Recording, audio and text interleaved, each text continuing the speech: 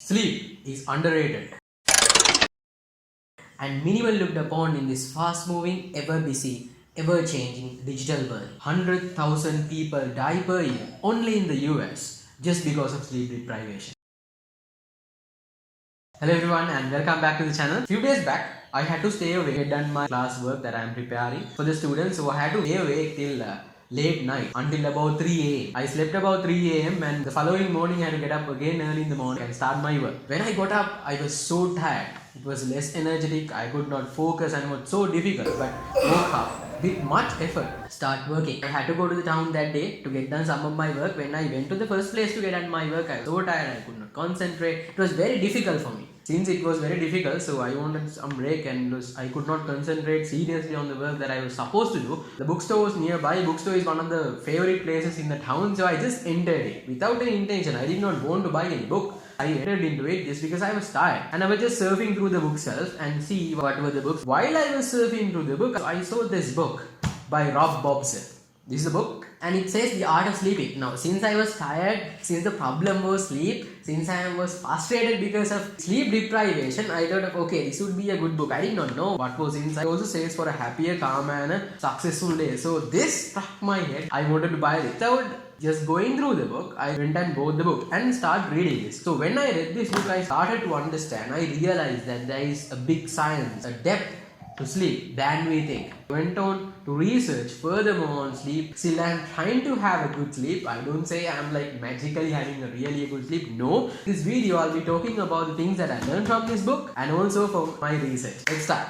First of all, when it comes to sleep, we know what is sleep. There are various terms that we use for sleep. Different conditions and in different contexts. People call it nap, people call it siesta, people call it snooze, people call it doze, people call it slumber. In this book, I came across some more words as well. Actually, sleep is a time of rest. What happens in sleep and why do we need? Here in the video, I'm not going in depth the mechanism, the biological mechanism, the psychological mechanisms of sleep, but superficially, I'm going to give you an idea for any body. You don't have to be a scientist to understand this. Sleep has many functions. Basically, it is time of rest that we all understand. So when we are tired, we take a sleep. After having a good sleep, we are woken energetic and comfortably. Other than this rest, there are various other processes that takes place in our body when we are sleeping. Though we think that we are resting, the body is actually not resting totally. In this time period, the brain started processing information.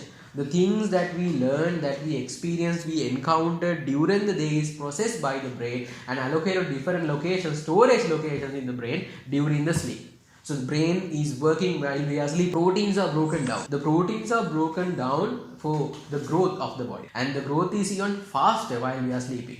And also the proteins are broken down in order to repair the damaged or worn out tissues, cells in our body. The cells are replaced, the tissues start growing, so the proteins are mobilized and the growth is faster while we are sleeping. The growth hormone is secreted while we are sleeping.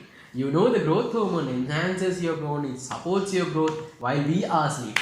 So the red blood cells, as I told you, skin cells are produced. What we have to understand is sleep is not just a time to rest, but a time the body engages in different important and essential processes. For these processes to happen in the optimum manner, we need to have a good sleep. Of course, there are different ways of people sleeping. We know in the evolution, we are adjusted to sleep at a stretch. But when we look, behavioral scientists say that the sleep pattern which actually is the binaural sleep or sleeping in two different segments. But with this busy schedule, with the civilization, with the evolution, with the change of lifestyle, we are accustomed to sleep. Even me, we don't sleep in two sets, we just sleep in one segment. There are different ways. In this video, I'm not going to talk about the different patterns of sleep. Right? I'm trying to focus on how to have a good night's sleep in order to have a more productive, happier, fulfilling and a charismatic life to improve your personality. Also, there is another book on sleep called Why We Sleep by Matthew Walker. In Matthew Walker's book, he says like this: we are, as you will see,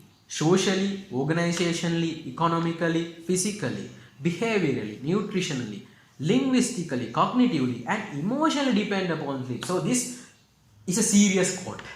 This is a serious saying. So it says that entirely our processes, the happening, the things that takes place within our body physically, mentally, socially, depends upon sleep. The productivity, the efficiency of all the things that we do, the activities directly or indirectly depends on the sleep that we take. Well, now we know that sleep is very important to have a very productive, happy and a fulfilling life. Let's move to the next segment. What will really happen if we don't get enough sleep? What will really happen to the body if we break sleep? To say, my dear friends, as I told in the intro, 100,000 people die per year only in the US just because of sleep deprivation.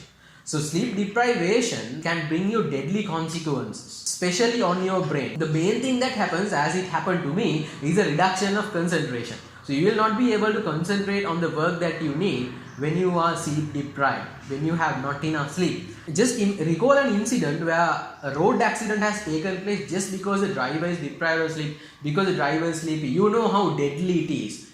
We have encountered so many accidents on the road just because the drivers have fallen asleep while driving. So in order to highlight deadly consequences, let me bring about a research that's done by a sleep expert named David Vinchens. He's a sleep expert in the University of Pennsylvania. I'll link down the research link in the description below. So in this research, he observed sleep deprived persons for a particular time period, and then they found out two important things in the research. So due to sleep deprivation, he saw that there's a slowness on reaction time. You know what reaction time is. Reaction time is the time taken by a person to respond to an external happening, a stimuli, a change in the environment. For an example, if you are driving, we know when you see an obstacle, if you need to brake, we take some time to respond to the obstacle before we just apply the brake. By the time we react and press the brake pad, the vehicle moves some distance that we call as the thinking distance. David Vinchens, he says in his experiment, there is a slowness of reaction time. Reaction time slowly decreases as the sleep deprivation increases. And secondly, he has understood that there is a drastic reduction in performance. So the lesser you sleep, the lesser the performance will be. In his research, he found dangerous phenomena. When you are deprived of sleep and your performance decreases, if this happens continuously, if you have been sleeping less continuously for days, for weeks and months,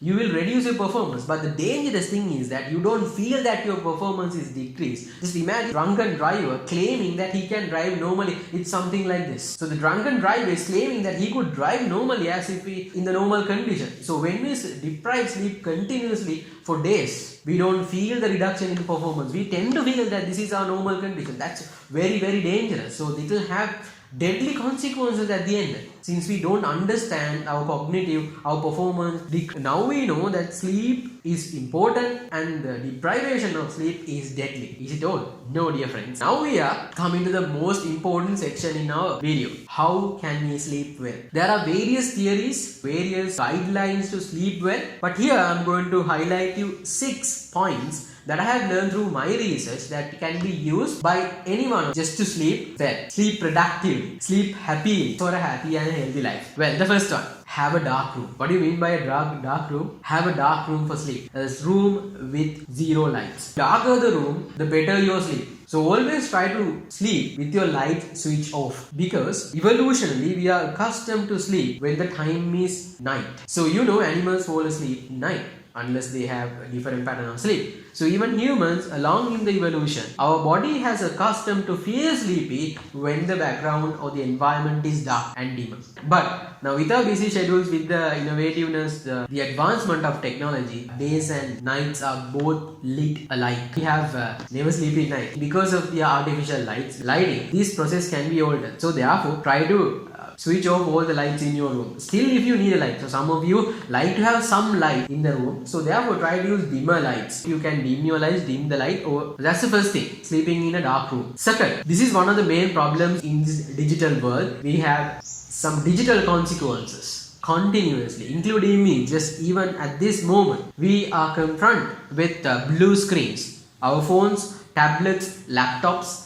and TVs all emit blue light. The hormones that are responsible for arousing sleep in our body is disastrously affected by this blue light. The blue light is very harmful for your sleep. We can't get rid of blue screens that we come across in our daily life. So what you can do is at least remove blue screens or devices that have blue screens just 1 hour before sleep. So if you want to sleep well, if you want to sleep healthily, remove or stop using blue screen devices just 1 hour before sleep. That means put away your phone, your tablet, laptop. You can stop working with these just 1 hour before sleep. You would say that, then what will I do till I sleep? Well, the best suggestion that I have is start reading a book. So the best suggestion that I have is start reading a book, a physical book. Or else now you can use Kindles also, which do not emit much of the blue light. The third point is that try to relax. Try to relax before you sleep. What do you mean by relaxing?